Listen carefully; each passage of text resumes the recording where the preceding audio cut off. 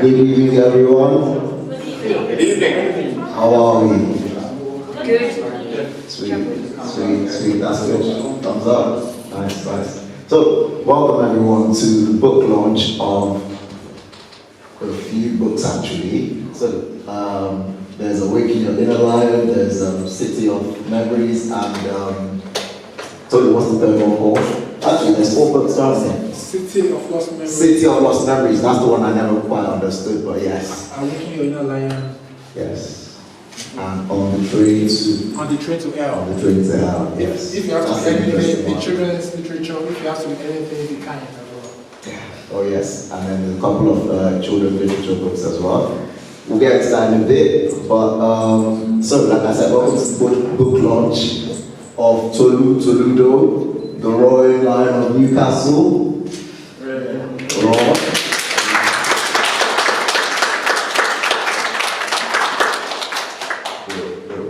So to kick off, I'm just going to introduce Renata. At the last book launch, it was Renata and Trev. They were a band from the Newcastle Literary Society. Fortunately, Trev has passed on, he's no longer with us, so if we just have like a moment's silence for Trev.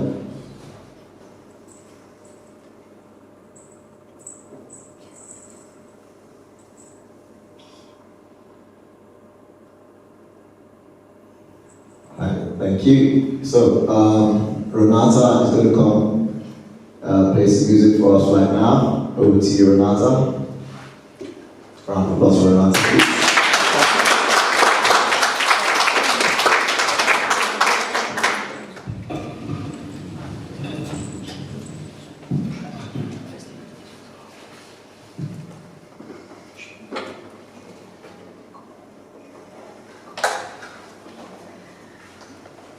Right,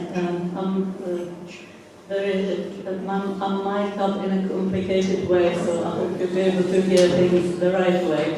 I'll just play a few songs. This first one is a song of mine. It's called Roses, and it's about somebody who's trying to be happy again after something bad happens in your life. Sometimes it's good to have to run. One little cloud can chase away the sun. So fast having fun, one little cloud. One little cloud can chase the sun away. Through a rainy hard day, one little cloud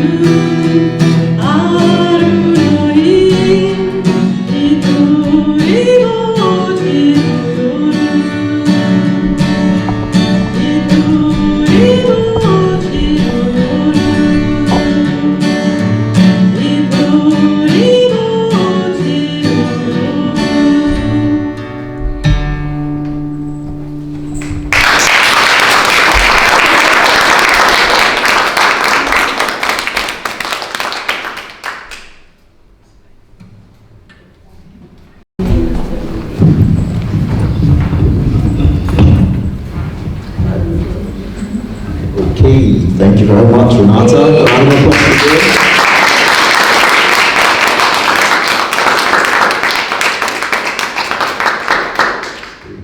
So I'm not quite performing, but at this point in time, it's open mic time. So anyone fancy doing anything, singing, spoken word, poetry, anything? Oh, we have a volunteer. We have a volunteer. Thank you. So we've got a couple of children in, see. So we'll have a nice children's poem. I'm a man of interesting facts. I love weird and wonderful and interesting facts. And one is, there's more diversity of life lives in your belly button than in the rainforest. There's over 3.5 billion microbes live on your skin. And I passed this nugget of information on to my daughter one night, and the grandson overheard. And that night she phoned up and said, Ollie won't go to sleep, it's your fault. What have I done? Apparently he's got a tree in his belly. So I wrote this poem when I came off the phone, and it's called Bedtime. There's a rainforest in my belly button. That's what the scientists said. And now it keeps me awake at night, and I live in fear and dread. What happens when we're sleeping? They all come out in teams, running loose about the house as we all sleep and dream. There's monkeys in the microwave and lizards in my drawers, and I'm sure it must be meerkats who throw clothes across my floors. Can you hear a hissing? Shh, it's there again. Are snakes inside my slippers, or is it the wind across the drain? What if all the ants get loose and crawl across my bed? I'll have to buy a hammock and sleep up there instead. What if Mum wakes up and goes to the toilet in the night? I'm sure that's where the tiger went Mum's in for such a fright. And then the door burst open, and the room was filled with light. And Mum was there, and the creatures gone.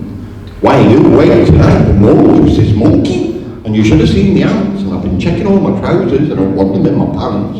And don't go in the bathroom, I put the elephant in there. I had to think of something, I couldn't fit it down the stairs. And the frogs are in the wardrobe, and the termites built a nest. And I promised Mum it wasn't me that made this blooming mess. You need to settle down, she said, as she took me up in bed. But Mum, there's a rainforest in me belly button. Yes, dear. Shh. And she kissed me on the head. Thank you.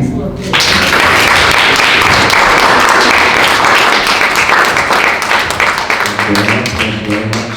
Thank you, David. Thank you, David. So, basically at this point, is anyone willing to read any of Tolu's poems from any of the books? Any volunteers? Or shall I? Oh, do you? Shall we go get David? Yeah, David's on fire. Come on, round of applause for David. I'm feeling the enthusiasm.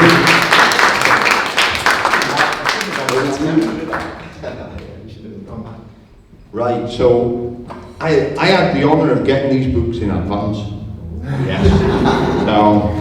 So I knew this lion when he was a cub. When he first came to Newcastle, when he was a little kitten going round on his 2 fore paws. And it's been lovely watching him grow and seeing all the books come out, and they all fill my shelves. And they're the kind of books you pick up and reread even after you've read them. You don't just read them and put them away. They're the kind you read, and then one afternoon you'll pick them up and you go through them again. So this one, City of Lost Memories. So I lost my dad a few years ago, and we all have to face it. And my dad was quite a hero of mine. He was very forthright, he was very down to earth. You could probably say hard line. But he gave me a very good grounding in life, and I hold on to the memories of him, and he walks with me every day. I can feel him looking over my shoulder when I'm at work, and he's, don't do that, David, you wouldn't do it in your own house, would you? Okay. You know? So he follows me around, and people say, I'm sorry for your loss, and I said, he's not gone, he's still here, he's still here. This book brings all of that back to me. And there was a particular poem that caught my eye. I've got a bookmark here, and it's called Letters from the Past. The letters from the past are haunting. The morning cloud is heavy with agony, and the night echoes horror. Let humanity rain kindness on us, that our fragility will be a remembrance of brokenness, and the letters from the past will spur a new narrative that will ease these chilling wounds. Thank you.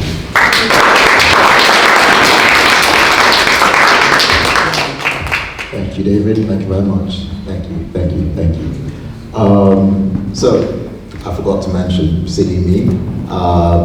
You can buy the books over there while the open mic is ongoing. And if you buy a book, you automatically enter into a raffle draw, which will happen shortly. So, up next, so you're right that the author himself reads something for us. Oh, sorry.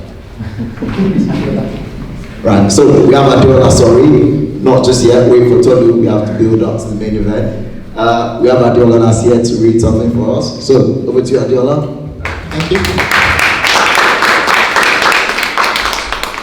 So, I'm reading from On the Train to Hell, and the title of the poem is Empty.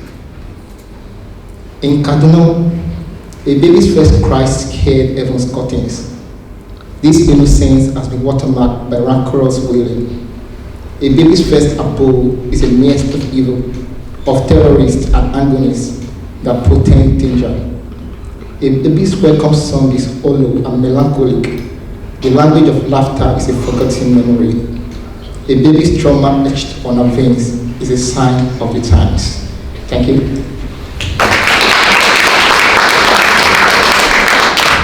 Thank you very much, Adiola. Short and sweet.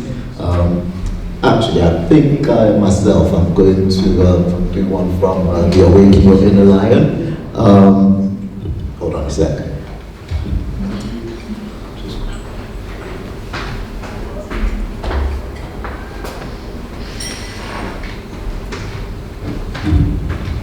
Don't forget to buy your books, by the way, ladies and gents.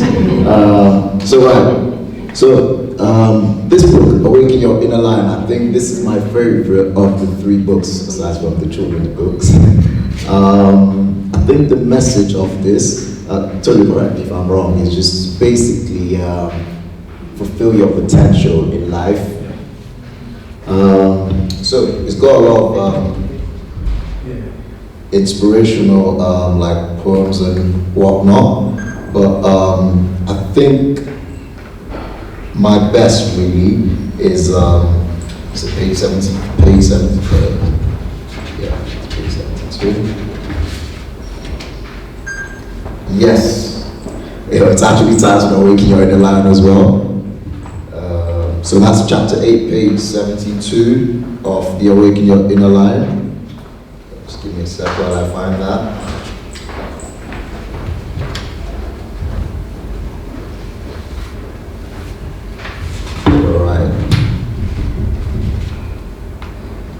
Yep, we got here, finally. So, chapter 8, Awaken Your Inner Lion by Tolu himself. We often become too comfortable with the status quo because we're afraid of breaking out into the unknown. We have the potential to do so, but we stay in our comfort zone because it's a more desirable place. I remember a time over a decade ago when I was working in the financial service sector. I kept the lid on my creative talent because I didn't want my colleagues to know that I was a writer. I felt it could affect my career negatively, and I was not ready to blow my career. But while I was thriving in my corporate career, I knew I wasn't living to my full potential. The giant within me was asleep, but there came the moment of awareness when I realized that my creative talent isn't a barrier to me making strides in my profession. So I embraced my creative calling, and the rest, as they say, is history. Here we are now.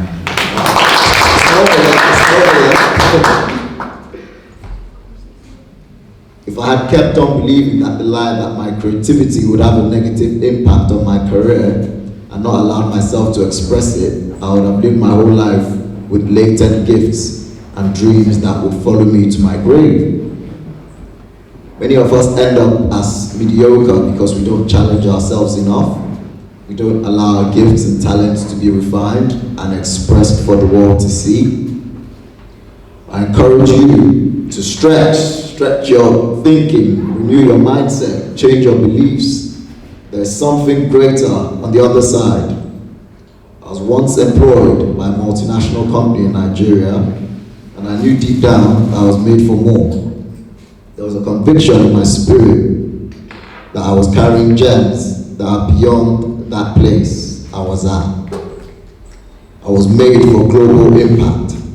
Although I did not know how this would materialize, I held on to those convictions. Once the lion within came to life, my life began to move in the right direction.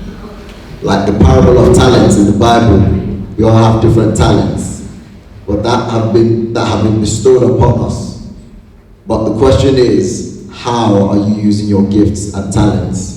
Are you like the servant with the one talent who buried it because he received the least?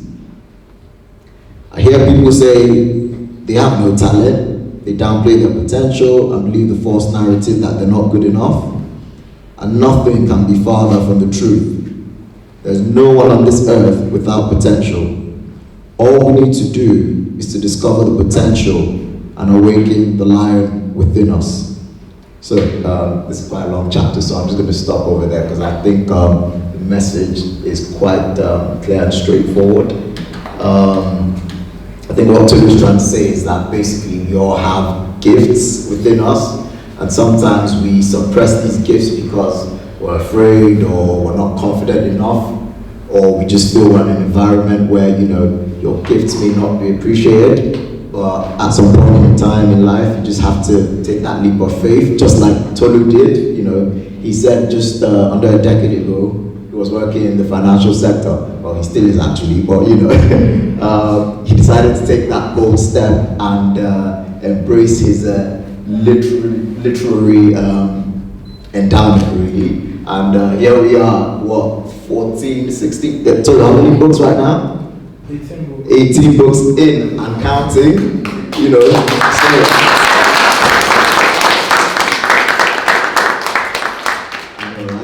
So I think that's a prime example of how to, you know, embrace and harness your gifts, and to basically don't be afraid. Do whatever you feel you can do, whenever you can do it, however you can do it. If you need any tips, you can ask Tolu though, because he's done it already, I guess. So yeah, that's it from me. But yeah, that was Awaken Your Inner Lion from the Awaken Your Inner Lion book. Don't forget to grab your copy.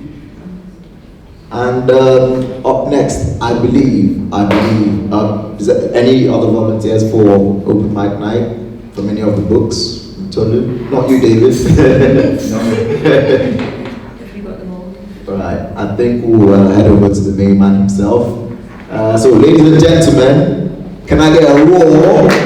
A roar! The roar Lion of Newcastle. Tolu A, Akinyemi himself. Thank you very much, Starboy. Yeah. Thank you everyone who's turned up tonight to celebrate with me at this August occasion. It's a bit cold, so we start with a loud roar. Can I have a loud roar like a lion? Yeah. Can I have a loud roar like a lion? That's the trademark.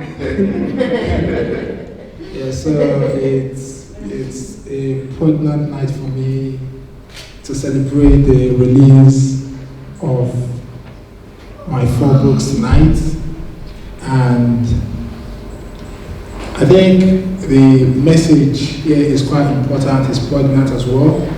If I start with the first one, if you have to be anything, be kind, and is not just for children, even for adults as well.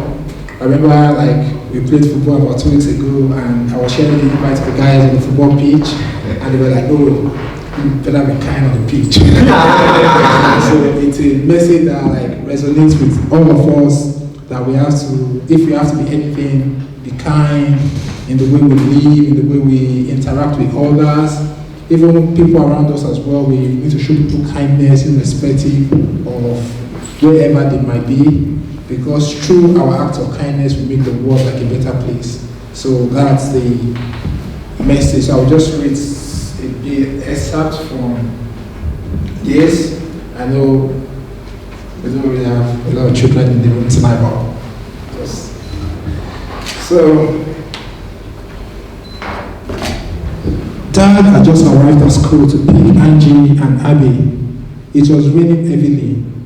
Angie and Abby had one umbrella each, while their friends Casper and Irene were getting soaked in the rain with none. Dad said, "Abby, would you like to share Angie's umbrella with her and give yours to Casper and Irene?" "I would love to," Abby replied. In the car, Dad asked, "Does anyone know why we offered one umbrella to Casper and Irene?" Abby answered gleefully, "Because sharing is caring.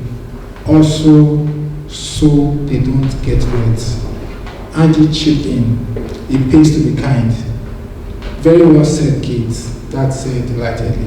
So basically, it's not just about telling our young children or our children what they need to do, but it's also helping them to understand why they are taking that step, why it pays to be kind, and for them to also know why they are doing what they do. So that's just a brief excerpt from that. Then I will read from On the Train to Hell. On the Train to Hell, like, is a collection of poems on loss, sadness, and grief. And all the reviews have come in. Early reviews has been amazing. Like everyone, like all the reviews has come in. But one of these poems, the one I'm reading tonight, was published on African Writer, and this is titled "Let the Dead Forgive." So basically, as writers, we imagine a lot of things. We go on we walk a lot like with imagination. So take a listen. Let the dead forgive. "I have sent emissaries to the land of the dead, but my letters have remained unread. I have laid wreaths on your tombstone, but my heart cannot move on. I wish I could send you off with bliss and laughter, enrapture you with obsessive love. Alas, your memory of me was nicked with pain. Let the dead forgive, let the dead forgive. Please leave me to grieve and live in peace." So that's On the Train to Hell, and On the Train to Hell was written like just, I remember like when I was at time market like many months back, I had people come over to me to say, "Oh, do you have anything on grief, on loss, especially with the times you are in?" And I feel like, "Oh, I'll do something regarding loss and grief." And it was a difficult connection to do, most especially more. I think it's here now, and yeah, so that's On the Train to Hell. The City of Lost Memories, it explores memory, because I think one thing that every one of us that connects us together as well is memory. In our relationships, our family, everything that we hold dear to us is memory. And we can, City of Lost Memories takes like a journey to the past. So it takes a trip to the past, and many times in life we have different memories of people that come into our lives. Some people come into your lives, they leave good memories, some come, they leave bad memories, but it's not really our place to say, like, you don't judge people based on, but as a writer, as a poet, our place is to like document, tell these stories, and so I'll read City of Lost Memories. I'll read a couple of poems in City of Lost Memories. And this one is titled Don't. Don't wash me away from your memory. Your knowledge of me should be immersed in profundities, not faded like an eroded land. Don't color me in dark paint like a victim of thwarted history. My affinity with kindness should not be wiped in the haze. Don't wish your evil plans upon me. My snow white innocence is a shield to guard me from coming danger. So that was the first one.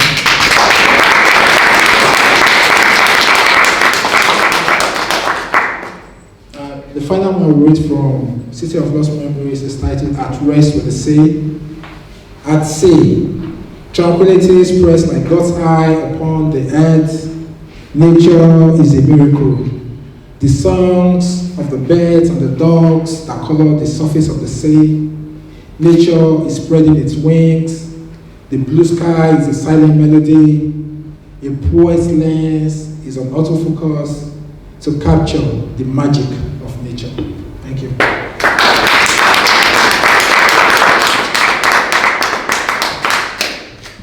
And the final one, Awaken Your Inner Lion. My first ever collection of poems is titled Dead Lion Stone Row. And this, even though this is a collection of essays, was to inspire people, inspire all of us that we have lions within. I remember the part where Manny read, and so many years ago working in financial services, I felt like, oh, this was not be right. So, but at the end of the day, it is what it is. You have to live your own life, you have to unravel your hidden gems. And I remember one of our directors back in the days was like, I never knew this guy was a writer, he had all these gems within. So it shows that every one of us, we have like great potentials, we have that innate ability to make magic, because it's just you're in your little corner in your room and you're writing and people are reading your works from around the world. So I think it's very important for us to like awaken the lion within, unravel our hidden gems. We need to roll when we are here, because life is indeed transient, and it's only when we are here that we can make our time count. I mean, they show us out from Awaken Your Inner Lion. So I'll just really show you. There's an increasing need for successful. So this is chapter 9, success without cutting corners. When we all work towards a common goal, this is like a quote from the chapter. When we all work towards a common goal, we can achieve a lot together. There's an increasing need for successful people to tell young people their stories. So this youth will know that there's no shortcut to success. Many people in society today are no longer ready to toil and sweat in order to become successful. In my own country, Nigeria, many young people now embrace internet fraud or Yahoo at its core. Along with this is also the threat of ritual killings. These issues show the level of decay prevalent in society today.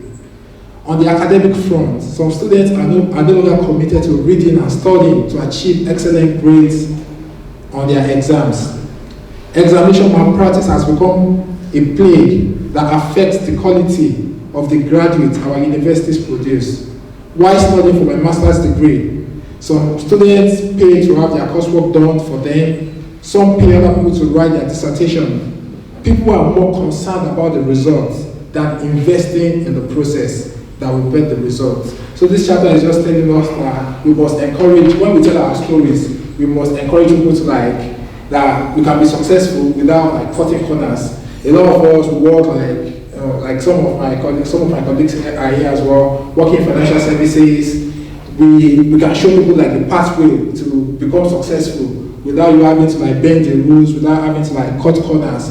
And when people who are successful tell their stories, it inspires people coming behind as well, that yes, it's possible as well. We can also make it. But when someone comes and say, oh, how did you become a billionaire? And tell people to go and follow these 10 steps.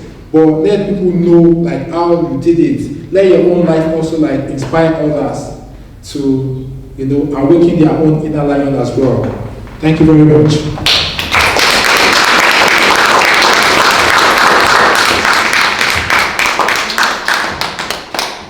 Okay, guys, thank you, Tolu.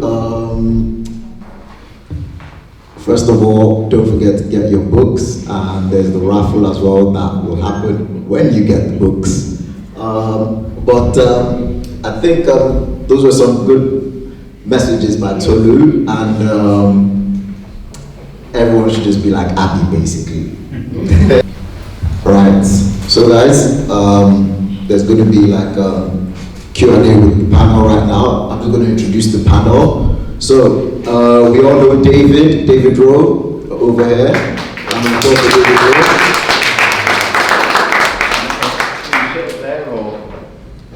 Well, maybe just that row.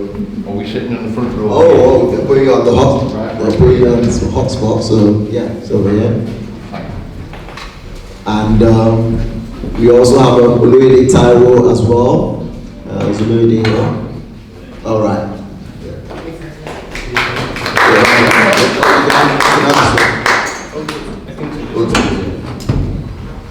And lastly on the panel we have the man himself, Tolu A.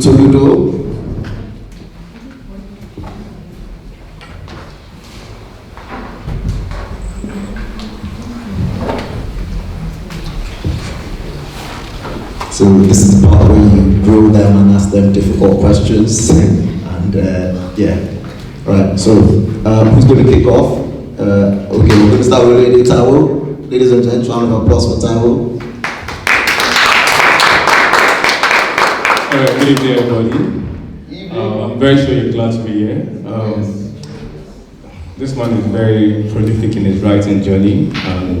He's influencing the culture, which is the cultural space. He's actually pouring himself and doing a lot to affect the culture. This evening, we're going to start with a whole lot of questions and questions about questions. So what actually inspired your writing to the extent that you've written over 15 books? Yeah, so far I've written 18 books and I have 2 other books forthcoming. I am inspired by the human experience. I like to tell stories that impact us as humans, that impact humanity in general. I have written stories relating to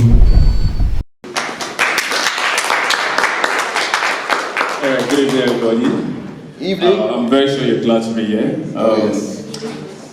This man is very prolific in his writing journey. He's influencing the culture, which is the cultural space. He's actually pouring himself and doing a lot to affect the culture. This evening, we're going to start with a whole lot of questions and questions about questions. So what actually inspired your writing to the extent that you've written over 15 books? Yeah, so far I've written 18 books and I have 2 other books forthcoming. I am inspired by the human experience. I like to tell stories that impact us as humans, that impact humanity in general. I have written stories relating to like the lockdown. I've written on the themes of memory. I've written on themes of mental health. I've written for children, building their self-confidence, building their self-esteem, spreading kindness amongst children. My collection of essays, Awaken Your Inner Lion, Unravel Your Hidden Gems. So basically, I try by writing about the human experience. And like we all know, we can never go wrong when we write about the human experience because our experiences are without limits. Thank you. Right, so as I said before, I've had the pleasure of knowing Tolu for quite a lot of years since he first came to Newcastle. Like I say, I refer to him as I knew him when he was a cub. And it's been nice to watch this lion grow, and I've got all of his books. And they're a wonderful, wonderful read. And I teach wellbeing programs to people who are struggling with life now, along with poetry. And this one, Awaken Your Inner Lion, such a brave book. You're dealing with subjects to a lot of writers are very taboo. They tend to avoid them in today's society. They're worried about somebody pointing a finger in one direction or another. So I was really quite astounded at the stuff that you dealt with in there. Where, as a writer, do you find that bravery to come forward and write about those? Yeah, my perspective as a writer is that as writers, it's in our place to tell our stories, to document our experiences.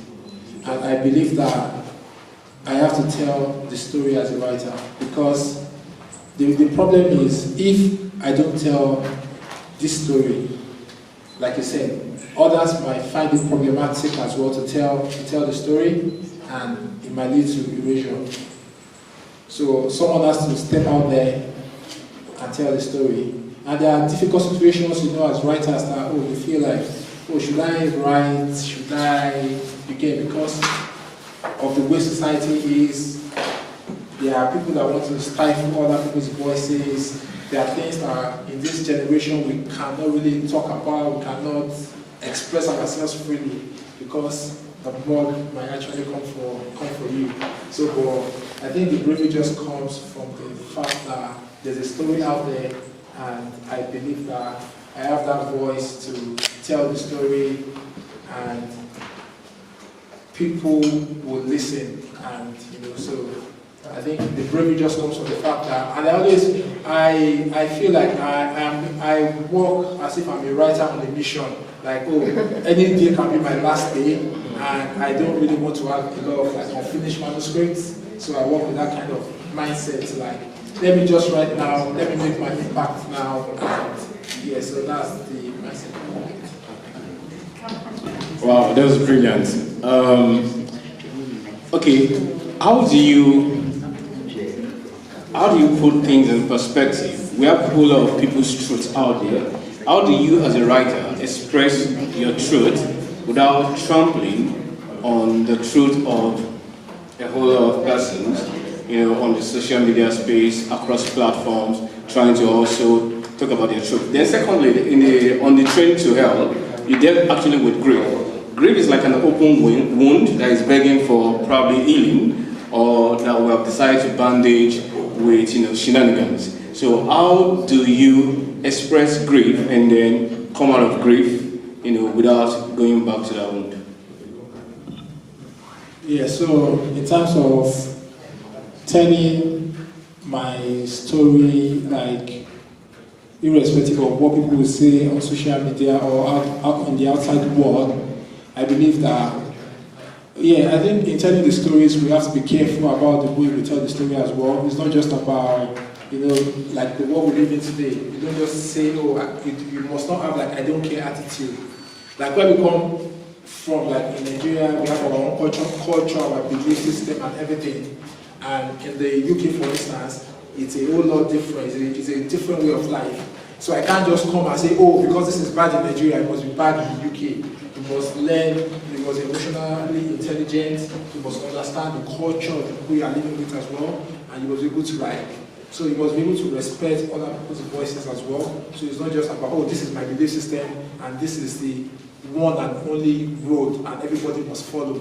So I think it's just being able to understand where you are, where you're coming from, and not inhibiting your own voice because you want to please, the culture of where you live, but still be able to put out your message in an emotionally intelligent way.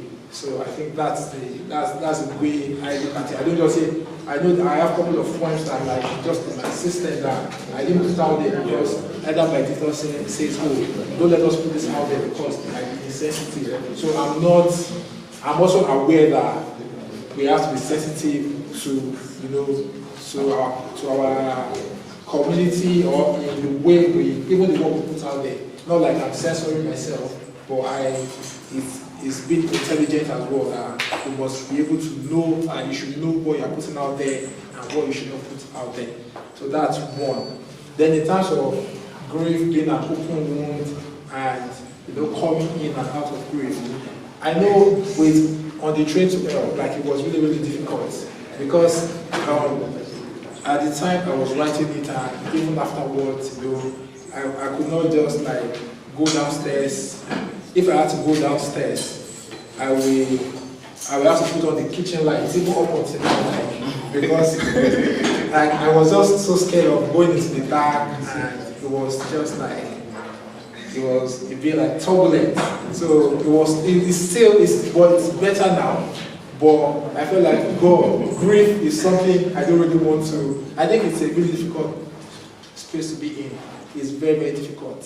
So I just now when going downstairs, I just have to put on all the lights, just be in that space, because they are even the poem, just comes to my mind.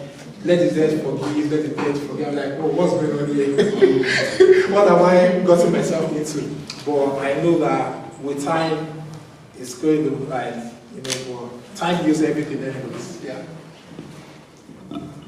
Yeah, my dad was, as I said before, was a very forthright man, and as we grew up, he told us that life's hell.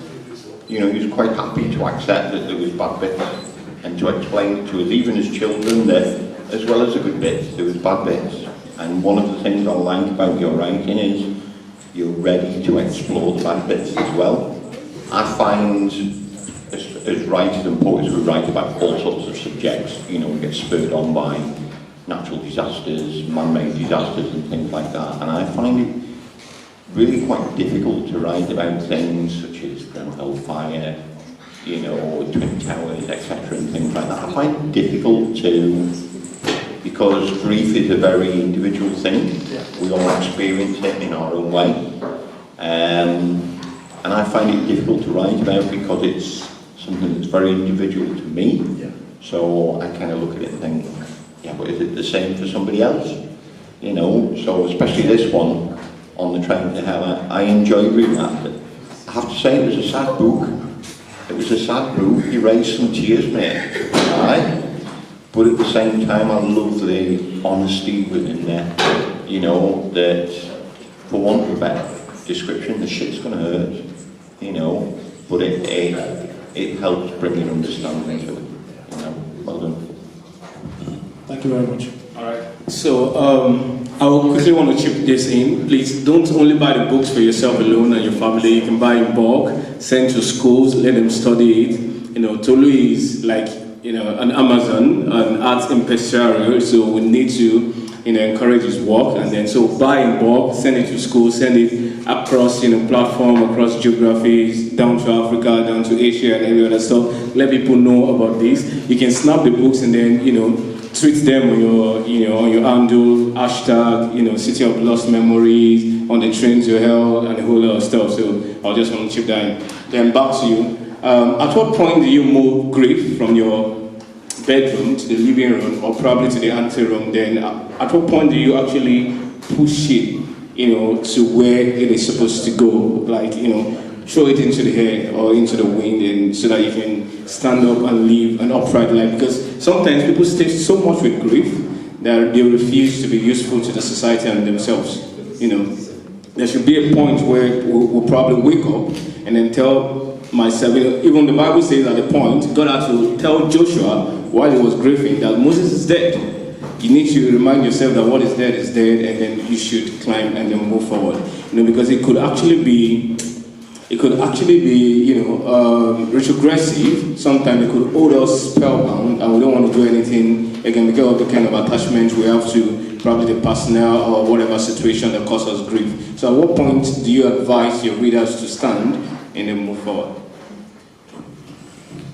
Yeah, so I would say that's why the book was written as well, to help people understand grief and also help them to see their pain, and not just about their pain and not just about seeing their pain, but helping them to relieve it, and to hear a voice that understands what they are going through. And I think we can achieve that through storytelling. I think grief, the way people react to grief is quite different, and I would say I won't. So when, for instance, you lose someone, and someone might grieve that loss for a year or 2 years, but there are days I just remember can breathing or trem, and so it's not just like a case of remember them now you can remember them and just everything is normal, and maybe another 2 weeks time or 2 months time, or just the memory comes back to your mind. So I think the way people deal with grief is different, and we cannot really tell people how to react to loss or how to come out of grief. It has to be based on individual circumstances. Yeah, I forget who it was who said we can't judge a fish by its ability to climb a tree. I forget who it was who said that, but it's a famous saying, and really that's it. It is a very individual thing, and I know from losing my own father, you know, and people say, "Oh, sorry for your loss," and he's not going to be still here. You know, and I'm sure everybody in this room at some point has lost somebody they cared about, and of course you're all now thinking about that person, so they're not gone, they're still here, you know, and they're carried with you in your heart and soul in whatever way, you know. But I was really quite astounded at how brave you were to deal with these subjects, you know. I thought, oh yeah, he's really stepping out there in these, so I was quite impressed with that. Well done. Yeah, so there was a particular incident that happened, like a presidential candidate in Nigeria. There was a young lady who was murdered, and she was burnt to ashes because something happened in the WhatsApp group and everything. And the presidential candidate tweeted, or a tweet came out from his page, and he later on deleted that tweet. And he said he didn't authorize that tweet. So, as writers, as storytellers, we have to tell the story. So when they take it off, like, oh, this has happened, you are wiping it off. Yeah. You can't erase that kind of a story. It will always come back. So as writers, these difficult stories is our place to tell them, to document them, to recount. For otherwise, if writers don't tell the stories, it will be forgotten. And in a situation whereby people don't learn history, or history is not taught in school, we just find out that in 20 years' time, this personality might be whitewashed and it becomes a saint. So that is the place of writers as well, to write about these difficult situations, have these difficult conversations, and document and recount them for history. I remember when I wrote Born in Lockdown, and people were saying, oh, they really love the collection because this is a first-hand account of what happened during the COVID pandemic.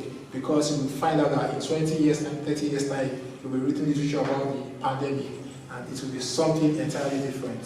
So that is the importance of telling the stories. Why we are here, first-hand, tell it as it is, then nobody can change the narrative. Wow, please can we give a round of applause to Sept?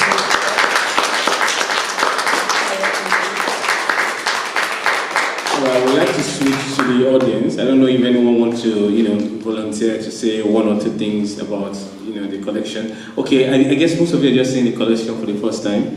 Okay, but if anyone wants to, if you have questions or anything that you want to ask him concerning this lovely array of books.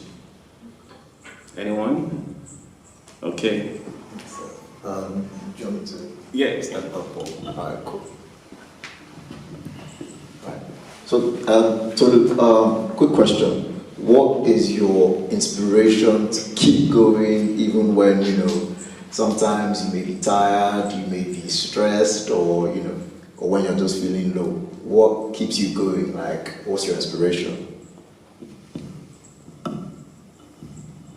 To be fair, like when we had the last book launch here in 2019, I was saying, oh, if this was my last book, and that was just my fourth book. And I was saying, if this was the last book, I've done my part. I've done 14 extra. So I was saying, if this was my last book, I've done my part. I've played my role. I've left my imprint on the sands of time. And I was so, but a lot has happened after that. And I think the inspiration to keep going just comes from the fact that we just have to do it. We have to roar when we are here. We have to, because by telling our stories, by writing, we are inspiring other people as well to believe that it's possible if Tolu can do it, David Drew can do it, Renata can do it, Mandy can do it, Taiwo, Ibrahim can do it, then I can also do it. So when you see people that have told this part and they are doing really well, then, and I think writing comes with a lot of vulnerability as well, because exposing your works, exposing your ideas to the world comes with, you are exposing yourself to being criticized, to being, and I think it's also good, like when you have readership from across the world, it's not a bad thing to expose your works, to expose your ideas. So I think what keeps me going, what keeps the fire alive in me is that I just have to keep writing. I might retire anytime. I might retire anytime and just start waiting for the money to, just, okay, you've done, but I have 2 books coming out next year now, so that takes me to 20, and I have like 2 more work in progress. Maybe after that, I will say, okay, you've done your part now, time for the millions to start coming in here. So, but I think the fact that we are still here, we have to keep doing it and inspiring others as well. So it's not just about myself as well. I have a literary imprint where I publish others as well. So because in this journey as well, it's not just about thinking about yourself, but you have to look out for others, how to help them to grow, and and through your works as well, you inspire them as well. I have a billboard somewhere in Lagos now, and on the billboard, my books are there, and just have your dreams are valid. And if you have to be anything, be kind. And it's just close to a school. And I believe that when students pass through that billboard every morning and they see that their dreams are valid, then they say that these books on this billboard, if someone has done this, then I can also do it. Because as young children, things like that inspire young children. So when they see people who have achieved, they also believe that they can do it. Because growing up, people like us too, we saw Chino Achebe, we saw Wole Soyinka, and they've done a lot of amazing things. And even though we didn't know that one day we'll become writers, I knew that if what they've achieved, I can also achieve in my own unique area. So. Wow. So you can do it. Yeah. Please, can we give him a round of applause? Because I believe strongly that we're all part of stories. We all have stories angling within us. We all have stories to tell. We have things in the recesses of our souls that we want to express, that we haven't yet probably found the courage to express them, but they wake you up every morning, they nudge at you, they plumb your mind, they tell you, speak, say this out, get something, write it down. Sometimes stories, as writers, you don't sleep in the night, stories come to you, they wake you up, you literally walk with stories hanging all over you. Every milestone is a story to tell. Coming from Peterborough down to Newcastle on the train, I saw stories staring at me. And they're like, tell us. Okay, so Tolu is doing a great job in the space. He's affecting, you wouldn't know the number of people you're actually affecting with your stories. And it's quite nostalgic that people read your stories and then they question you. They ask you, why did this person die? You're like, a writer is like a god who is creating and, giving life and killing and doing all sorts with the characters. So, reading On the Train to Hell, I was laughing. Basically, it's a poem of sadness and grieving, but I was laughing. I was like, what is this guy doing with it? And then the cadence of the work was actually magnificent. I think this is one of Tolu's best collection yet. Because the cadence, the style, the syllogism, and then the way he meanders, the alley of words and every other stuff, it was quite profound. This actually is best work yet. And then the City of Memories actually took me down memory lane, and I was just, plowing the road, and I was enjoying everything there in it. And then Awaken Your Inner Lion. Now, here comes my question. You and Lion. Have you fought a lion before? Have you met? Are you David that fought a lion with bear, or are you Daniel with the lion's bear? You and or Samson, yeah. Or is there Delilah that reminds you of the day of killing lions and things like that? So what inspired Awaken Your Inner Lion? Yeah, basically we all have a lion within us. We have talents, and I think the title alone would inspire people, because we have litany of talent. So we have a lot of people who have the talent within and they don't even know what to do with it. And saying this light you do, awaken your inner lion, that means I am made for more, I can do it. And if Tolu A can do it, if anyone else can do it, then you also can do it. There's nothing stopping you. So I think there's a lion within, and yes, you can make it happen. Awaken the lion, because our time is limited. Before we know what's up, in the life is transient. So I think it's just a message to people. And as I got to Newcastle as well, the writing community has been really great to me. You know, came from a nobody to become the Lion of Newcastle. The Royal Lion.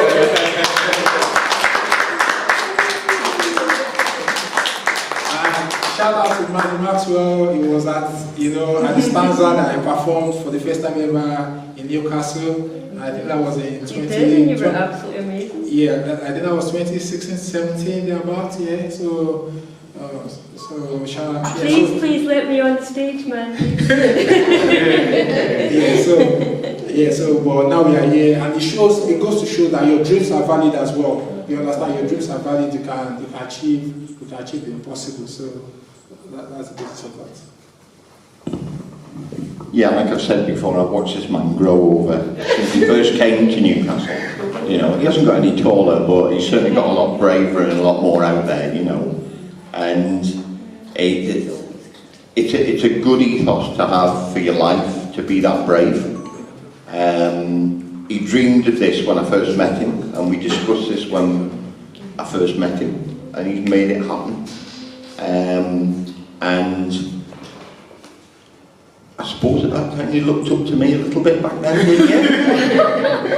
Well, the look goes the other way now. You know, I look up to you now, and one of the lines in one of my poems is that we are history and historians. And Tolu, yeah, you're a historian, and you're writing today's stuff, and it'll be there for the future in the books. Look goes the other way now.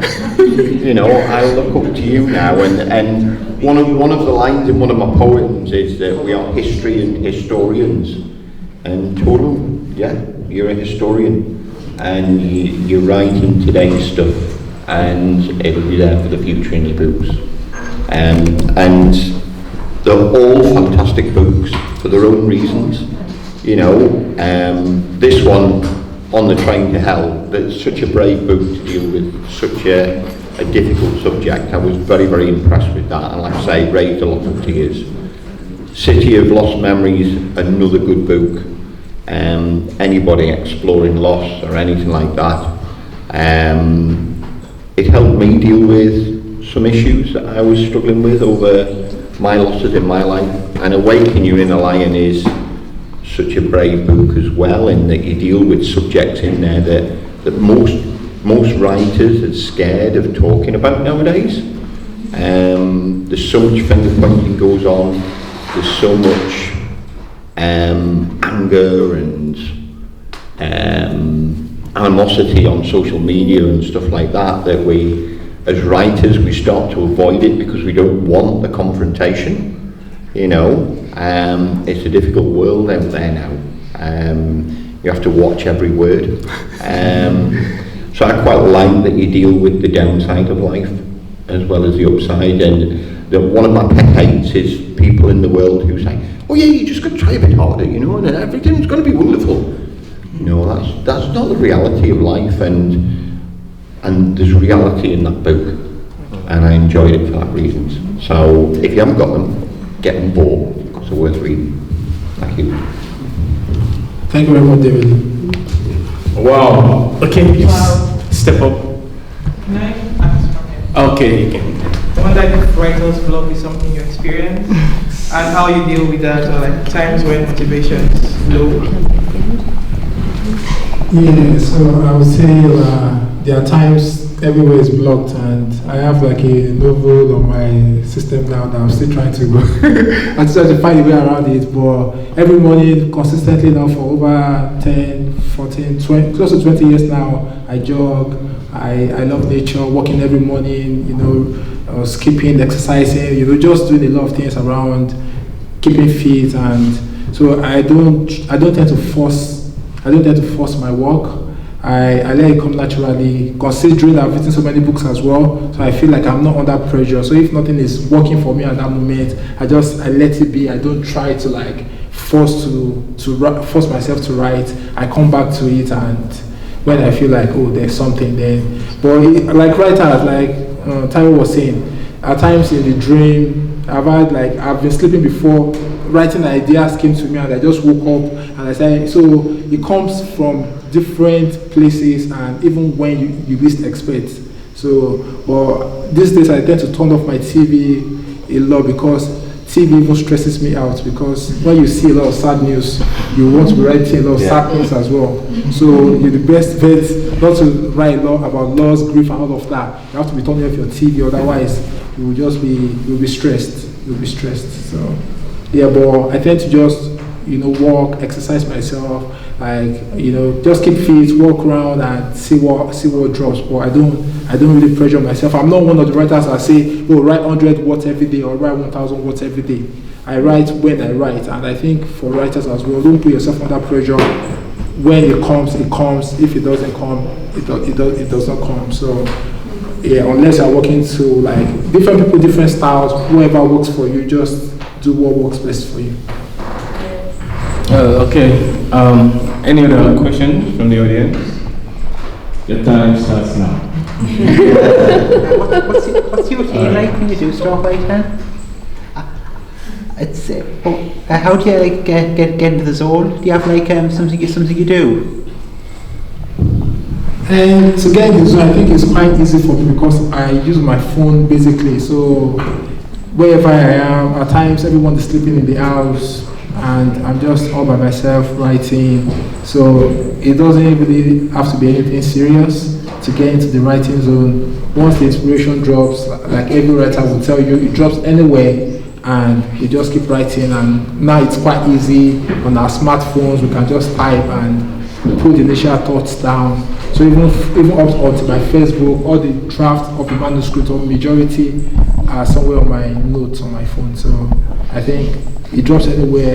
It could be at night, in the morning. There are no limits to the where writing or where the inspiration might come from. So you can just like write, so you can pretty much like write anytime you feel like it. That's amazing.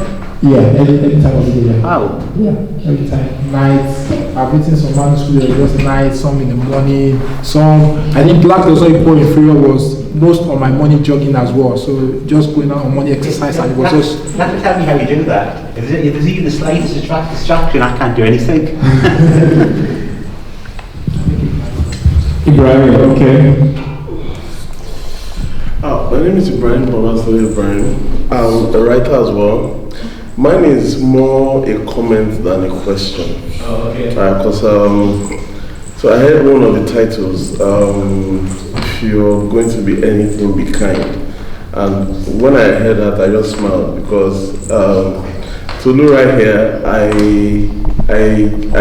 I'll say, you know people sometimes, but you don't have any kind of interactions with them. I met him just a few months ago. Because I'm new in the UK, I'm new in Newcastle. But my story is very similar to his. You know, being from Nigeria, being a writer, trying to, yeah. So since I've met him, I would just say that the title pretty much captures who he is and how he interacts with people. And so, like I said, mine is more a comment than a question. I just like to appreciate him because he's a really kind person. He's been really kind to me. And I also want to say that aside being kind in terms of how he interacts with people, I feel like the work he's doing as well is so inspiring, for someone like me who's coming from somewhere, feeling like, oh, how do I fit into this place? And seeing someone who is also from the same place, on the same kind of journey, and who's done so much, because this is really much, who's done so much in that space. It's very inspiring, and I want to believe that it's not just because I'm here, there are also other people out there, who are on the same journey, even people who are still back in Nigeria and all that, who would see this and feel like, yeah, I can also actually do it. Thank you, Tolu. Oh, that was lovely. Thank you. testimonial. So if you have a testimonial, you can also, share it with us. If you have, Tolu, well, I can't understate what Tolu is doing because, I'm a share, let me use the word, about a share experience of his kindness, is magnificent in his way. I'm in Peterborough, courtesy, I'm supposed to be in Newcastle. But I'm in Peterborough because of, some other circumstances. I'm supposed to be here, I'm supposed to be based here, Tolu reached out to me in 2018, I guess, or probably 2017. And then we had a conference in Lagos. And then, I reached out to him. I saw one of his posts on Instagram. And I was like, wow, this performance was good. And I was like, yeah. So I think from there, we started a relationship. And then he showed so much kindness. And before you knew it, he showed me some secrets. And then before you knew it, yeah, I am in the UK. So if you want to know about the secrets, you have to pay. What did you tell you? How to awaken his inner lion. Yeah, how to awaken your dead lions don't roll. He say no, you don't have to die. Because dead lions don't roll. Because you actually have a whole lot of lions out there, But a living dog is always better than a dead lion. And then to go back to awaken your inner lion, I think this actually resonates with me because I read a whole lot of poems, and then I've read a poem by William Ensley. I don't know if you know the poem. Out of the darkness that covers me, black as the pitch from pole to pole. I thank whatever God is responsible for my unconquerable soul. In the fell clutch of circumstance, I had neither wings nor cried aloud. Under the bludgeoning of chance, my head is bloody but yet unbowed. Beyond this place of wrath and tears, looms but the horror of the shade. And yet years and years shall find me unafraid. It matters not how straight the gate, nor how charity punishment is cruel. I am the master of my fate, the captain of my soul. That is William Ensley, who against all odds decided to survive, decided to live. So I want us to awaken our inner lion and do more of what we want to do. My collection, Lagos is killing me. I think Tolu read it, and then you wrote Dead Lions Don't Roll. No, but I think Dead Lions Don't Roll came in from my collection. But he published my collection, and the collection is having rave reviews all over Nigeria in the space. In short, it's in places I've not been to. Same thing as his book. I was searching online, and I discovered that the publishing house actually used my picture as, authors in our publishing this. And I was like, no, you didn't publish me. Tolu published me, so why should I be on your page? But it's been very interesting. I think we're going to draw a curtain on this and then call take over. Yeah, thank you very much, Taiwo. Thank you, Tolu. Thank you, David.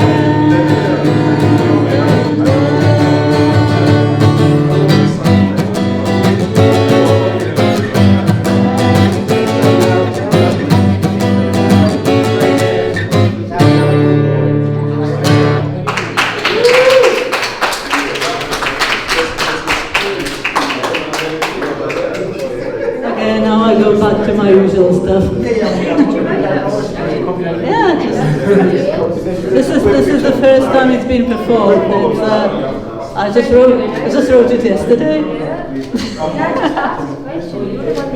last one that you did on the first set. The happy one. The last one that you did before. The Japanese one. Is that what it is? It's a Japanese, right? Yeah. Okay. I just wanted a happy tune. What is it saying? The lyrics are actually not happy at all, but we won't go into that. Because I'll tell you later on.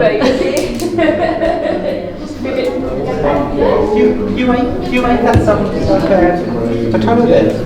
This one, yeah, that was. The one, Deadline. Yeah, that was especially for Tolu, because that's his line. You have to play it again later. I think I missed most of it.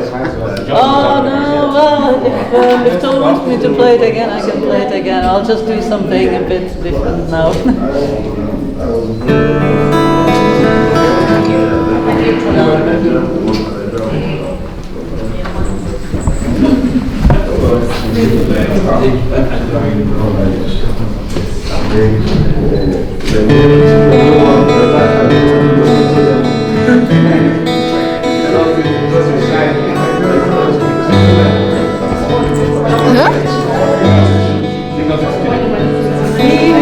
Standing on the ground, holding the reins of the kite, I'm the flying,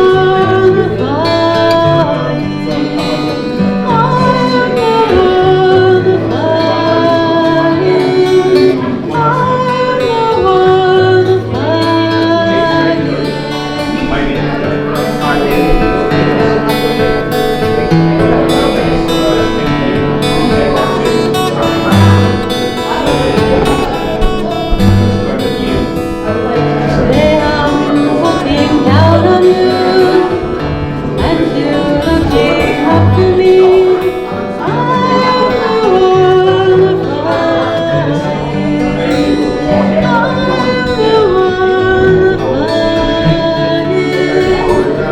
the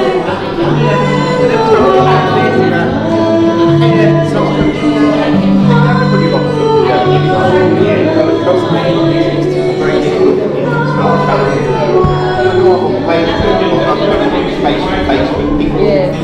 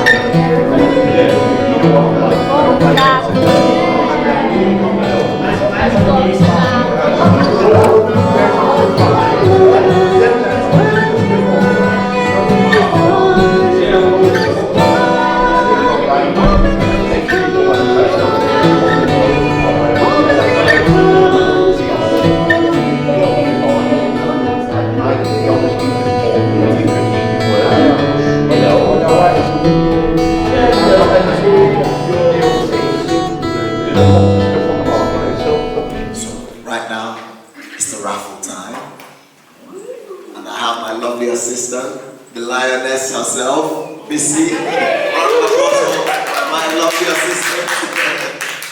So, Missy's gonna pick out the winning raffle tickets from in here. So I'm just gonna do a little shake. Shake. So, Missy, could you just pick out a couple tickets? And the winner.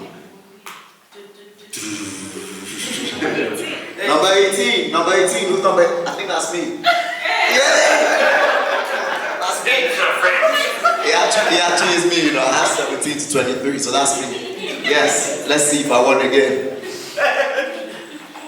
Ooh. Drums.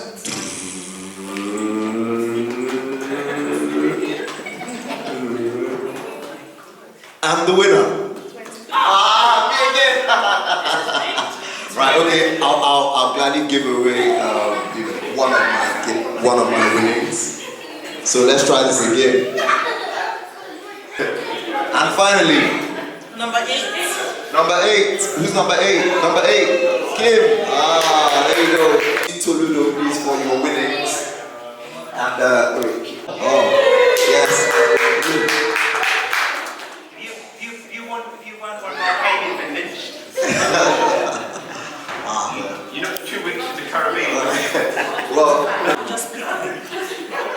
okay. Right, yeah, let's just pick another number and then hopefully it's not mine.